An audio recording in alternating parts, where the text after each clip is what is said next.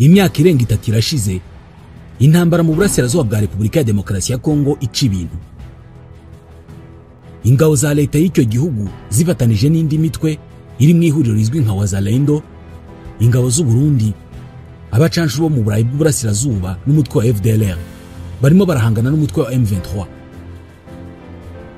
Uko iminsi irimo gushira, iyi ntambara irimo kurushaho gufata indi ntera, impande zombi zihanganye zigakomeza kotsanya igitutu. Benshi baremeza kubukana n'unini bw'iyi ntambara burimo kurushaho kwiyongera uko iminsi ishira, ndetse uyu mwaka wa 2025 ushobora kuzaba umwaka utanga ishusho yaho ibintu birimo kugana.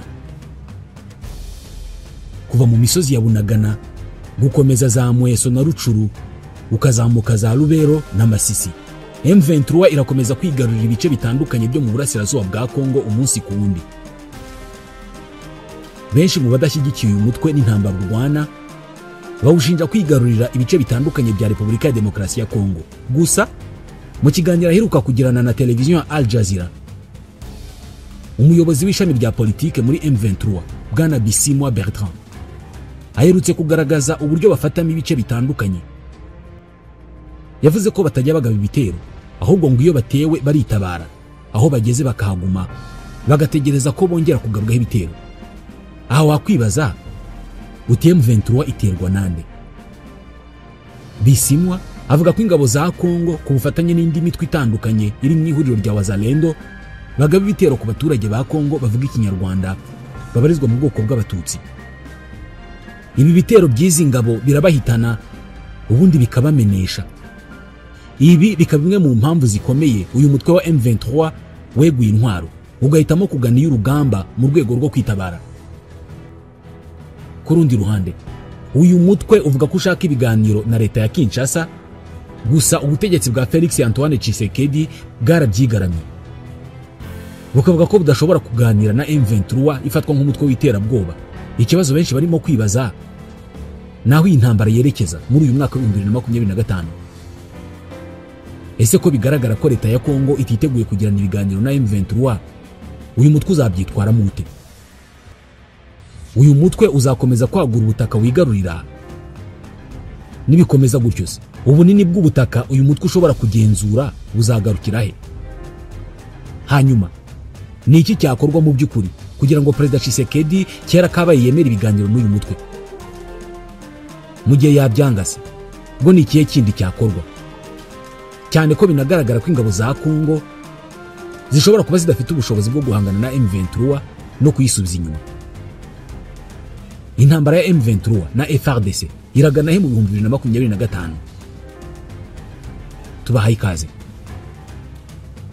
Ni umwaka waranzwe n'ibihe bitandukanye mu ntambara irimo gushyamiranya M23 na FARDC kimwe nabo bafatanyije. Rimwe humvikanaga ikimeze nk'agahenge, intambara igasa n'ituje, gusa ku rundi ruhande abantu bakongera kumva intambara irimo guca ibintu ku mpande zombi.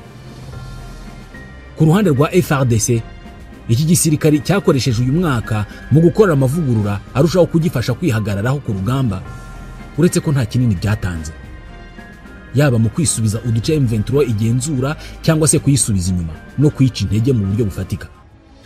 Icyakora iki gihugu cyarushijeho kongera abarwanyi cyohereza ku rugamba, bakajya ku rugamba bafite imyitozo iringaniye bitandukanye n'uko ibintu byari bimeze mbere. Igisirikare cya Kongo ubwacyo gifatanye n'urubyiruko rwinshi ruzwi nka Wazalendo. Ni urubyiruko rufite ingengabitekerezo nk'iy'umutwe wa FDLR, ingengabitekerezo yo kwica abatutsi bo mu burasirazuba bwa Repubulika ya Demokarasi ya Kongo ndetse no gukuraho ubutegetsi bw'u Rwanda. Gukuraho ubutegetsi bw'u Rwanda yo ni intego nyamukuru y'umutwe wa FDLR.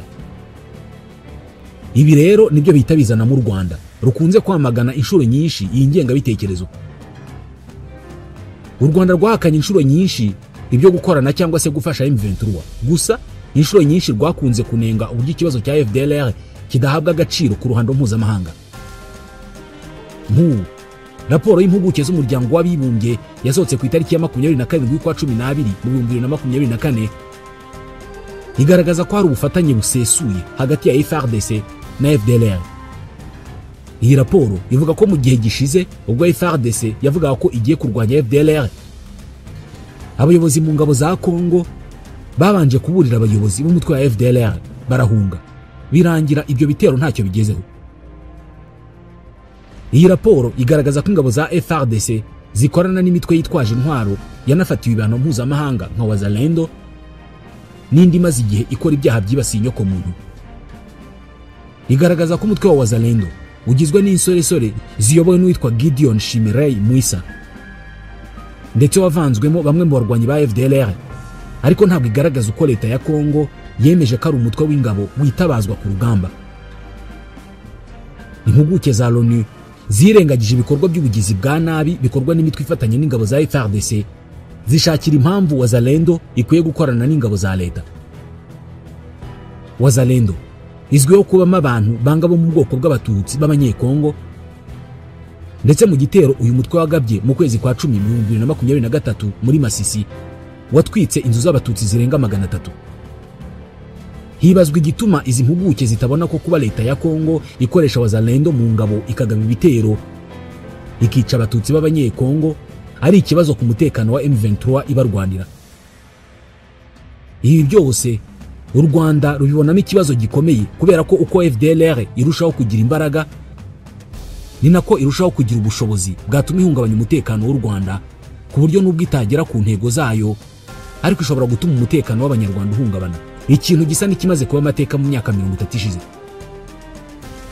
Ibintu birushaho kujya habi, cyane cyane iyo ibihugu bikomeye bishyize hamwe mu kunenga.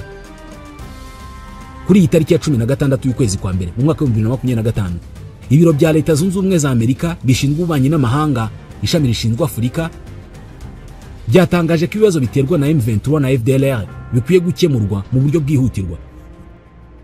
Ibi bisobanuye ko Leta Zunze Ubumwe za Amerika zishyira ikibazo cya M23 na FDLR mu gatebo kamwe nta kureba buri ruhande ukwarwo. Ibi byamaganwe n'u Rwanda, aho Minisitiri w'Ububanyi n'Amahanga n'Ubutwererane Ambassadeur Olivier Nduhungirehe yanenze ubutegetsi bwa Leta Zunze Ubumwe za Amerika bukomeje kugereranya umutwe witwaje intwaro wa M23 n'uwiterabwoba wa FDLR. Minisitiri Nduhungirehe yavuze ko imvugo zihwanisha ibibazo byaturuka kuri M23 na FDLR bidakwiye, kandi ko Amerika idakwiye kugereranya umutwe w'abajenosideri na M23 irwanira abaturage bibasirwa n'abajenosideri. Yaragize ati imvugo yo guhanisha ibibazo biterwa na M23 n'ibiterwa na FDLR ntabwo ikwiye. Ati n'ukwibasira gukorwa n'ubutegetsi bwa Amerika burimo gucyura igihe kugereranya umutwe w'abajenosideri n'umutwe urwanira abaturage bibasirwa bakanicwa n'uyu mutwe w'abajenosideri.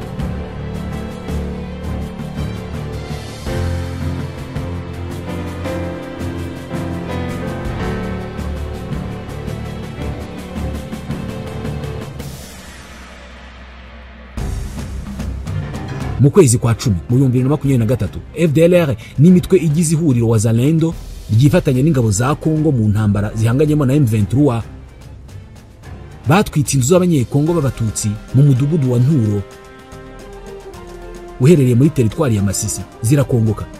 Minisitiri Nduhungirehe yasobanuye ko ubwo FDLR n'iyi mitwe bagabaga iki gitero, ingabo za Kongo n'iz'u Burundi zari zihari. Agaragaza ko ibiro bya Amerika bishinzwe ububanyi na Afurika ntacyo byigeze bivuga kuri iki gitero. Ati ndibuka ubwo inzu 300 z'abanyekongo b'abatutsi zatwikwaga na FDLR, imitwe ya Wazalendo na Nyatura.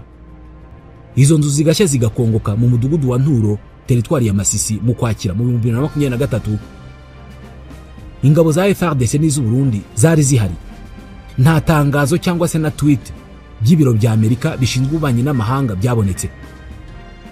Yagaragaje ko Amerika n'umuryango mpuzamahanga bakwiye guhagarika amatangazo yirengagiza nkana imiterere y'ikibazo cy'umutekano muke mu burasirazuba bwa Kongo, bakibanda ku mpamvu muzi yacyo.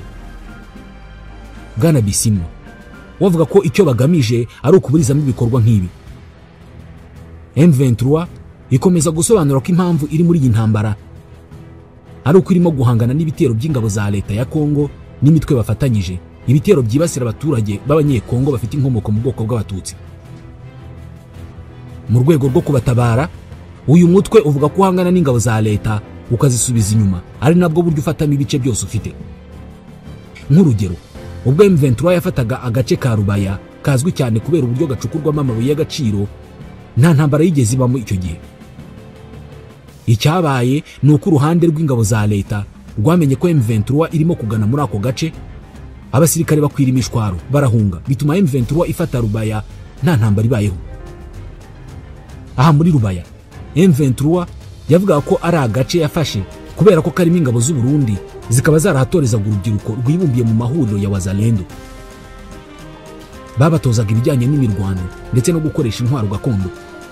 Izo ntwaro zagombaga gukoreshwa n'urwo rubyiruko mu kwica abaturage b'abatutsi aho muri Kongo, cyane cyane mu bice M23 igenzura. Ibi ngo byari bigamije kugaragaza M23 nk'ahari yo nyirabayazana w'izo mfu, bityo ikarushaho gutakarizwa icyizere ku rwego mpuzamahanga.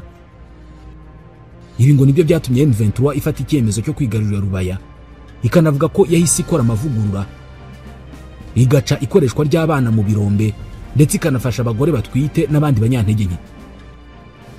Icyakora birasa naho FARDC ititeguye kureka uyu mugambi, cyane ko n'igitutu ishyirwaho n'umuryango mpuzamahanga ari gike cyane.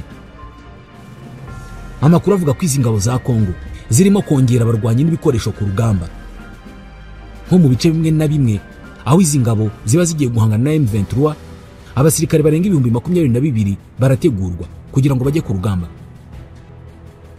Uyu ni umubare munini cyane ku buryo ari ikimenyetso simusiga cyerekana ko leta ya Kongo yahisemo intambara mu guhangana na M23 aho gukoresha inzira y'ibiganiro. Uretse abasirikare bangana uku, igisirikare cya Kongo kirimo no gukoresha intwaro zigezweho kandi zihenze nk'uko byemejwe na Bisimwa mu kiganiro na Al Jazeera.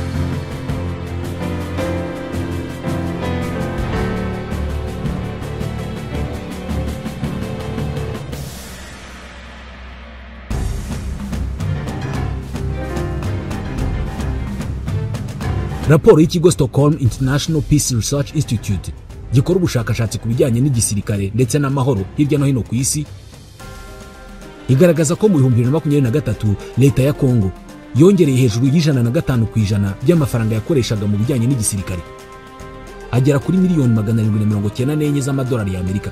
Mu yandi magambo, gahunda ya Kongo ngo gukomeza kurwana impundura na M23, nubwo bisa n'ibitarimo gutanga umusaruro, kubera ko ku itariki ya 5 y'ukwezi kwa mbere M23 yavuze ko yafashe zone ya Masisi. Iyi ngiyi twayigereranya n'umurwa mukuru muri teritwari ya Masisi, aho iyi zone yonyine ibarurwamo abaturage bagera ku 40,000 bayituyemo.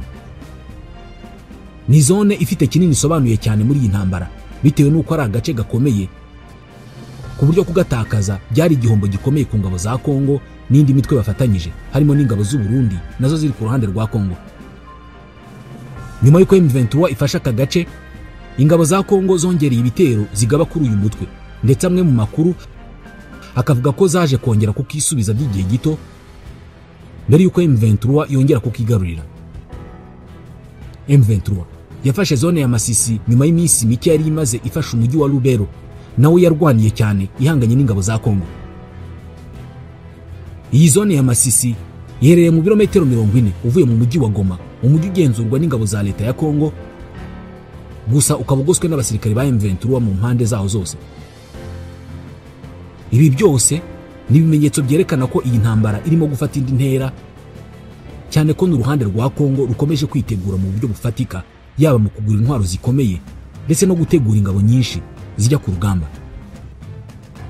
Ikirushaho gutuma iki kibazo gifata indi ntera nuko n'ibiganiro byahuzaga u Rwanda na Kongo ntacyo byagezeho, dore ko byafatwaga na benshi nk'imwe mu nzira zishobora gutuma igisubizo kiboneka.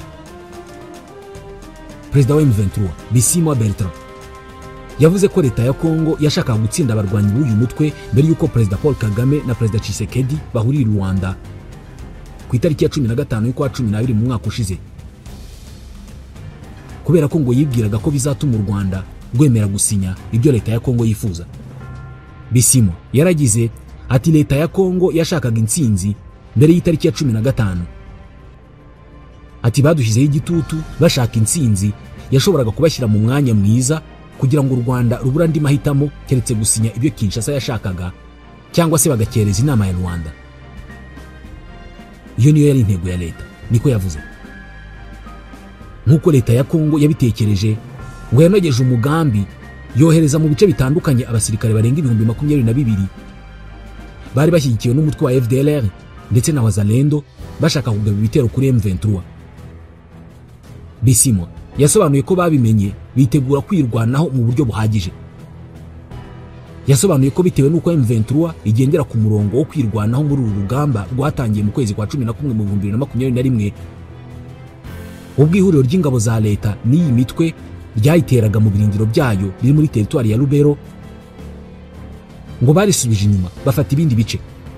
Gusa ibi byose bikomeza guca amarenga ko intambara ishobora kuzakomeza kubaho mu burasirazuba bwa Kongo, mu gihe bigaragara ko ibiganiro bitarimo gutanga umusaruro. Mu gihe umutwe wa M23 warushaho gufata ibice byinshi nk'uko urimo kubigenza uyu munsi, byaba bivuze ko igitutu kuri Perezida Tshisekedi cyarushaho kwiyongera, uyu mugabo akarushaho kumva ijwi ry'abamusaba ibiganiro. Ibi birushaho kuba ingenzi cyane ko hari abaturage bamaze kugaragaza ko bari ku ruhande rwa M23. Kuva intambara yatangira, abaturage barenga 480 bamaze gusubira mu bice M23 igenzura, akaba ariho bakomereza ubuzima kandi bakaza bavuye mu bice bigenzurwa na leta ya Kongo. Ibi bikaba ikimenyetso cy'uko abaturage bumva impamvu za M23 bakaba banishimiye kuba ku ruhande rwayo. Kuri Kongo ibi ni igihombo gikomeye kubera ko byerekana ko ibyo bakora byose mu gutesha agaciro M23 bidatanga umusaruro, cyane ko abaturage barushaho kuyiyoboka.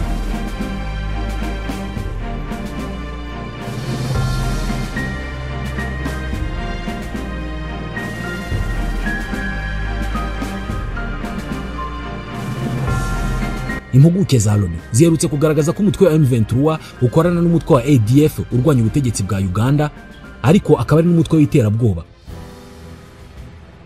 Uyu mutwe nawo ukorera mu burasirazuba bwa Kongo.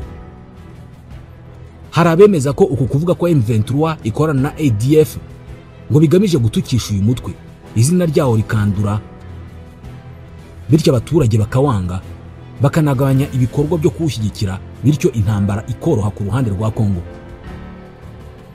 Muri rusange ibimenyetso byose byerekana ko iyi ntambara izarushaho gukaza umurego muri uyu mwaka, cyane ko impande zombi ziyirimo zisa nk'iziteguye gukomeza kurwanira impamvu zazo. Iby'iyi ntambara natwe tuzakomeza kubikurikirana tubibagezeho. Mwakoze kutwumva.